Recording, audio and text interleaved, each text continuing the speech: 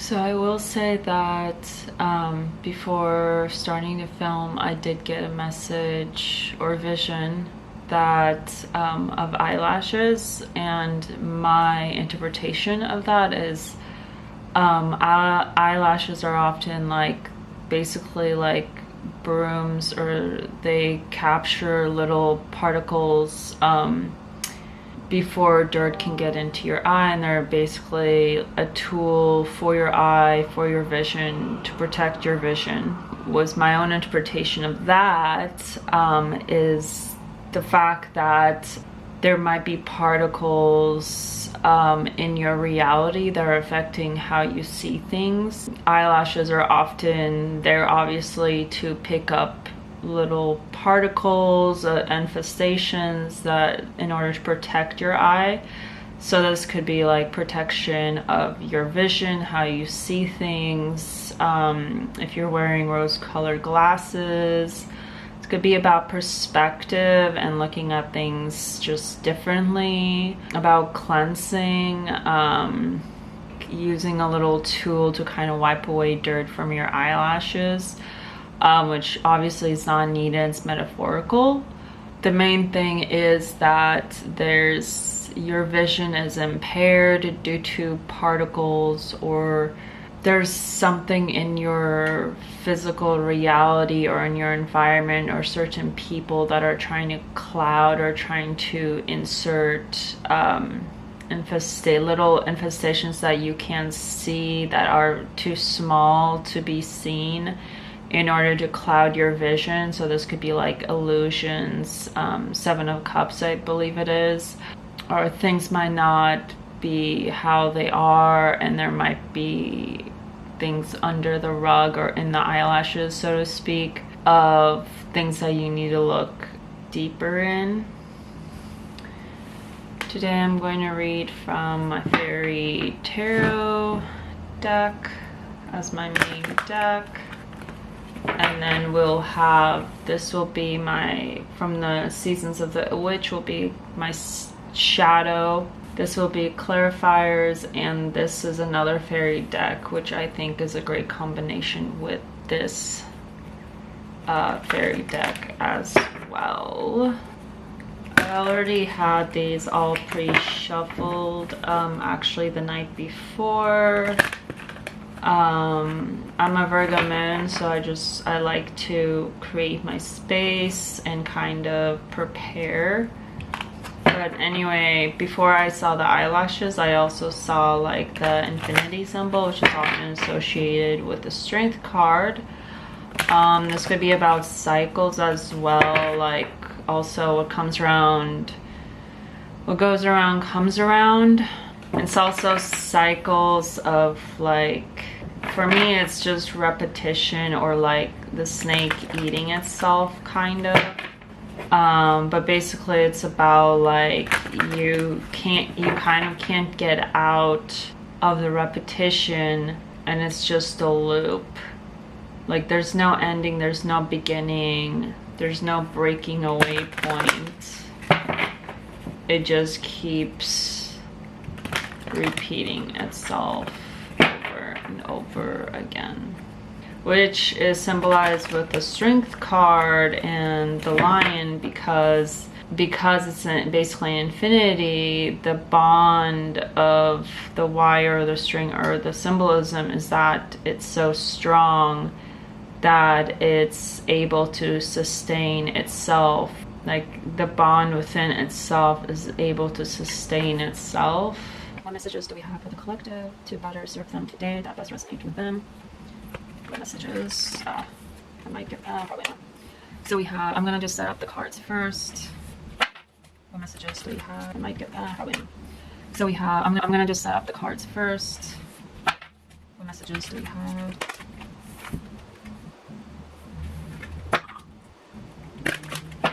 What messages do we have?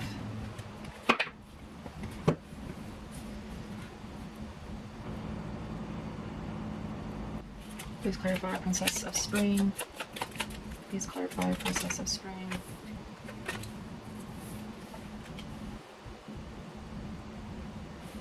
Please clarify, Ace of Winter. Please clarify Ace of Winter.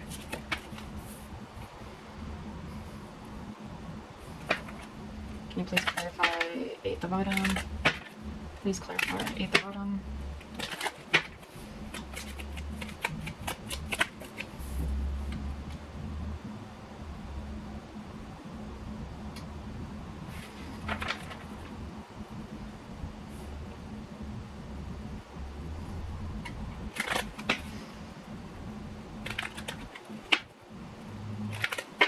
Here's the message to the Princess of Spring. Oh shit. Okay. Here's the message to the Princess of Spring. Oh shit. Okay.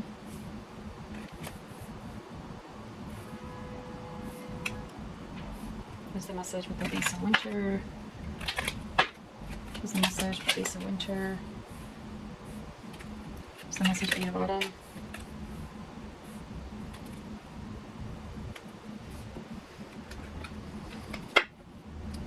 What is the shadow? What is the shadow?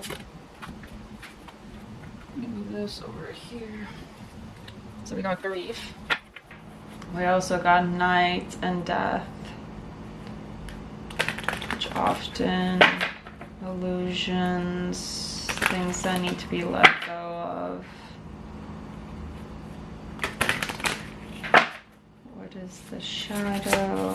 But also it's a transformation because it's a letting go. Dark Moon. I don't know what is going on.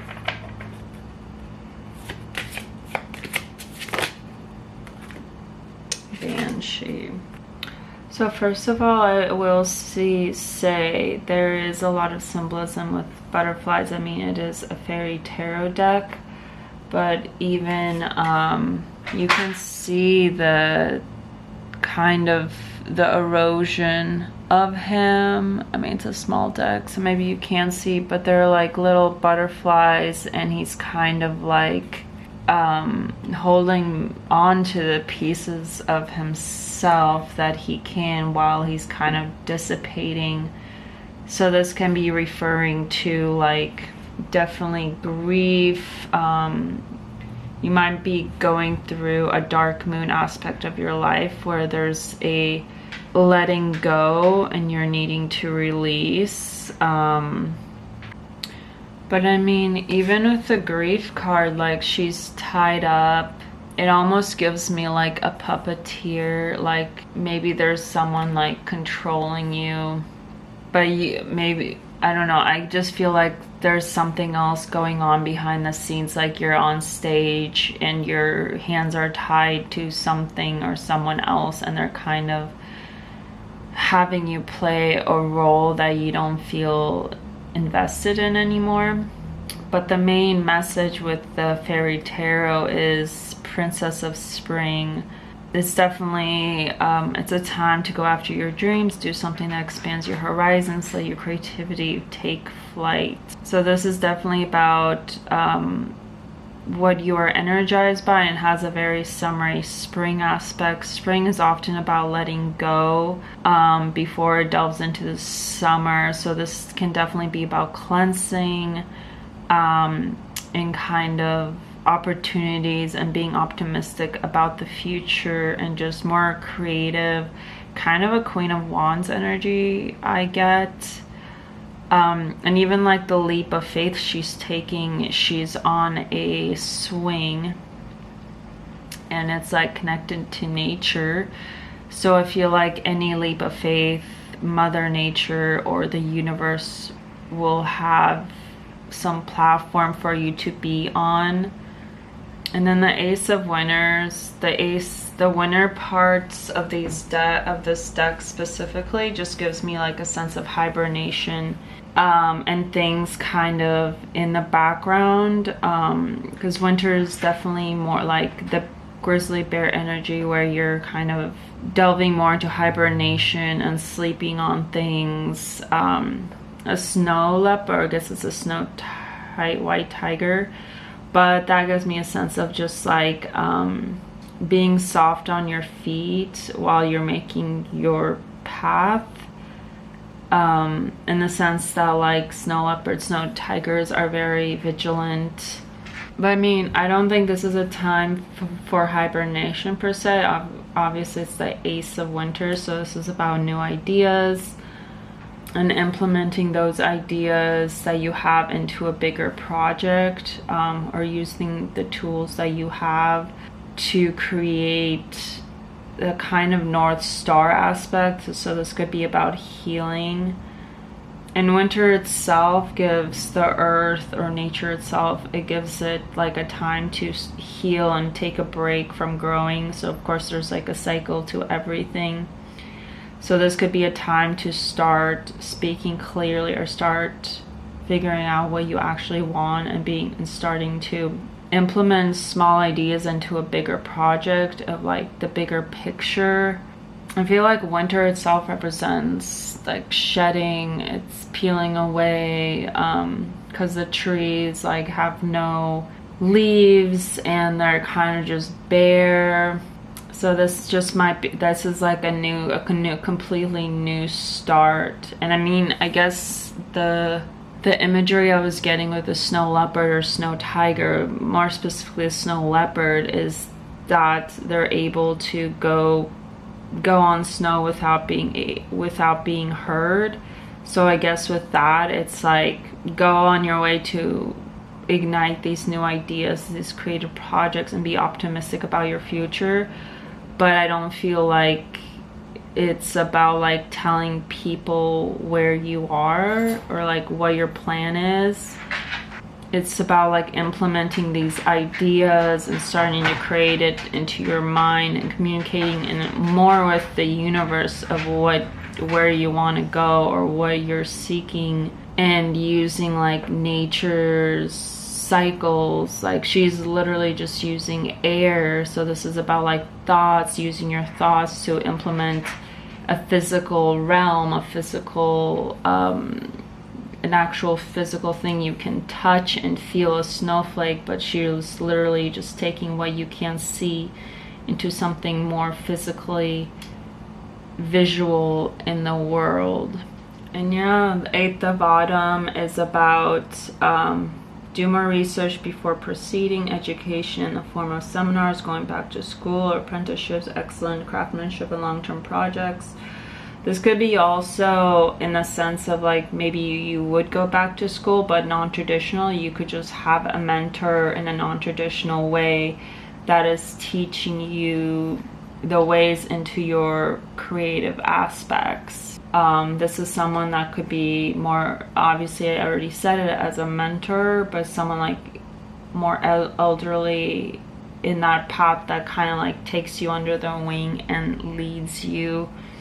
I don't know, I'm getting like they're, not to be morbid, I mean the death card is here, but that's more in regards to like metaphorically, a metaphorical death in a cycle. But it could be like someone's feels their, what's it called, legacy? No, it's like they feel like their stage is over and their skill sets are over, and like if they die, they're dying. They know obviously there's like a cycle, life and death, and they know they're coming to an end. If they don't share their skill sets with someone else, then their skill sets die with them. And so I feel like this is about like sharing your ideas, your inspirations with someone who you see as a mentor, and having them either like guiding you into, it could just be as simple as like someone you can trust, where you can tell them your ideas. But and of course there's like this backdrop, so I feel like it's in this privacy setting, so it's this trusted person that you know isn't going to like, it's not out of manipulation. This is a person in your life who treasures you and treasures your ideas. So they give you, and even there's like a book of knowledge. So this could be someone in an like a hierophant almost, like where you're a student and they're the teacher. But this is definitely like someone that's guiding you, either leading you to guide you into like letting you know if it's a good idea, what school sets to explore. I don't see this as a parent. I see this more and almost like as someone who doesn't have children. So that's why I got the whole like they're dying, and if they don't share their skill sets or craftsmanship, that it'll die with them. Kind of like a widow. But yeah, with the shadow, there's grief, there's the dark moon. And then dark moon says, in the dark of your heart lives new breath waiting for you to release its ghost. So in order to get new opportunities, new ideas, you have to let go of what was. That's like tying you down. That's like birthing this lost illusion. And here we have Banshee. Heed my warning, dear child, for what I hold is far from unsung lullabies. Swallow a nail and you can expect bleeding from within. For me, this is like almost like Baba Yaga, but like it's like a warning. It's because like Baba Yaga was a story told to Russian children or to children as like a warning or heeding, as often children books are, or old children's stories are.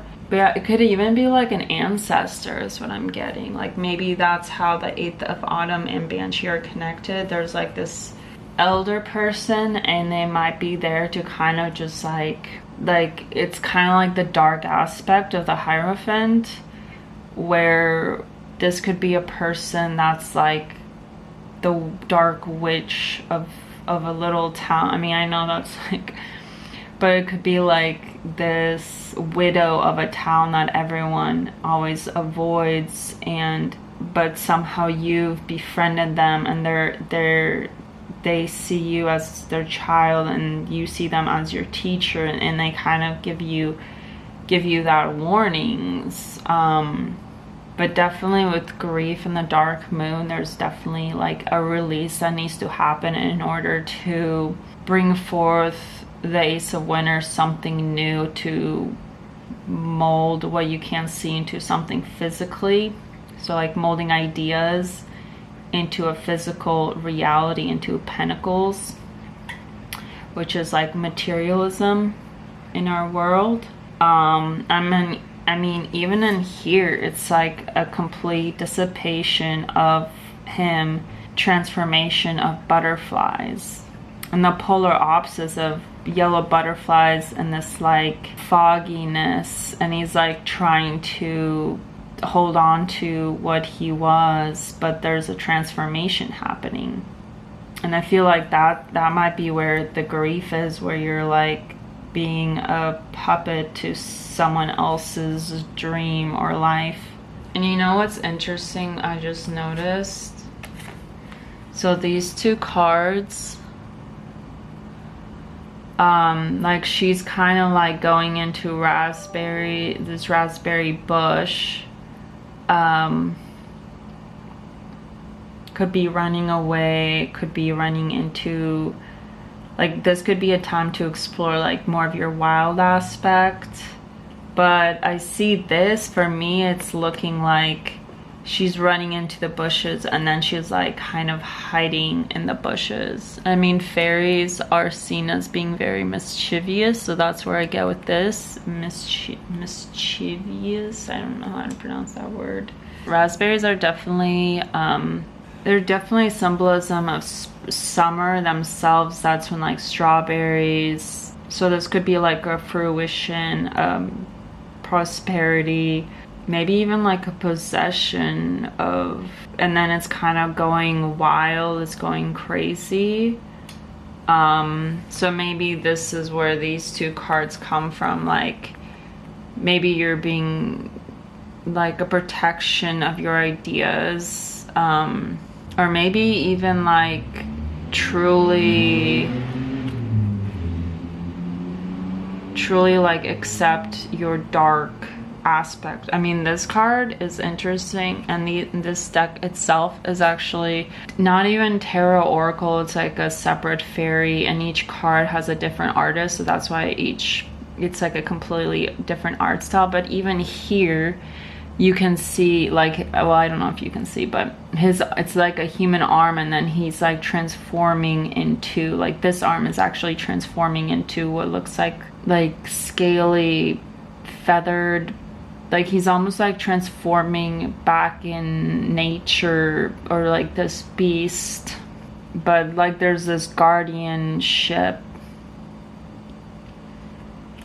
Like you might feel guarded, or this might be a warning to, like, just because you have creative ideas and you're in this time of creativity and this enthusiasm for new things and optimism, and you have all this energy to explore and you're transforming, it could be like the Ace of Winter, where you need to, even if you are at this point and things, you're blossoming and you're full of energy and you're full of passion for new things, it might still be a time to hibernate those ideas and to not share those ideas, because she's like being possessive of, usually plants like signify, especially berries signify like a fruition of what you've planted, and it's coming into action. But I see this almost as like you're turning into your shadow self. So this could actually be connected more with the grief and dark moon, where you're not human anymore. Which I keep coming back to this card because it's literally, he's a fairy human thing, and then he's evaporating at the bottom and turning into a butterfly. So it's like this sense of, but there's still this like sun. So even in this state of grief and this dark moon maybe phase you're going through, where you need to be real with yourself and you need to heed the warning of the Banshee, and you need to start accepting this transformation. You need to start stepping into your wild side. I don't know why I said it like that, but like stepping into this darker aspect. It also makes me think, like, what is she running away from? Like, what responsibilities is she, like, I feel like it's those like love novels where it's like, go do your laundry, and it's like, I love him. And here we have death and night. So this could be like, I mean, night seems to be, night I feel is connected with with winter too, because it's a time of hibernation, it's a time of reflection. I mean, here's a crescent moon, so it's more about like full moon, well, I don't know. New moons I know are about bringing in new things. Full moons, it's about like letting go. Crescent moons, I think it's about, but what I like to do with plants, because I've recently gotten really into like plant symbolism, but raspberries are actually a symbolism of kindness, especially in Christian art. But the red juice is thought of as blood running through the heart, which is also believed to be a place where kindness originates. Their delicate state is transport has led them to symbolize fragility as well. So obviously I just read that from Google, and that wasn't a intuitive message at all. I'm also getting like a Five of Swords energy with this. Like it's a possessiveness. It's almost like she's like looking back, and she's almost, I don't know, it feels like it's almost like stealing. But I'm also getting, especially with the definition, raspberries are like, when they're ripe, they're very fragile. Like when you try to pull them off, it's kind of messy. So I feel that it definitely, and I was thinking about like I was thinking about like trying to reimagine like feeling the summer of like tasting fresh raspberries, and it's very like the red juice that comes off, but no, I'm getting more like you're stepping into, because I mean, even walking through like raspberry bushes isn't very good. It's like painful because it's like thorn bushes. But I just get a sense like she's kind of like immersing herself in her own wildness. Like she's accepting that part of herself, and maybe that's the part like you try to hide from people, or you try to hide from yourself. You're not able to accept yourself. Maybe this is about control. you're not willing to lose control. You're willing to be a victim, because that places a sense of like a way of knowing of what's going to happen. And if you let go of something, you don't know what's going to enter your life. But here we have is the sun. And even sunflowers, it's like one flower. The thing I found amazing about sunflowers, and I know they're like overpopulated flower where they basically have lost all meaning, where people are like, oh my god, sunflower, happiness, but like, it's like, what does that symbolize? It's like this one flower, it's one seed with so many seeds. So it's definitely about like fruition, this transformation. If you're able to let go, if you're able to cut the ties, you're able to cut the wires, able to cut the string, and fully immerse yourself into your potential, then you'll be able to enter your North Star. If you're able to fully immerse yourself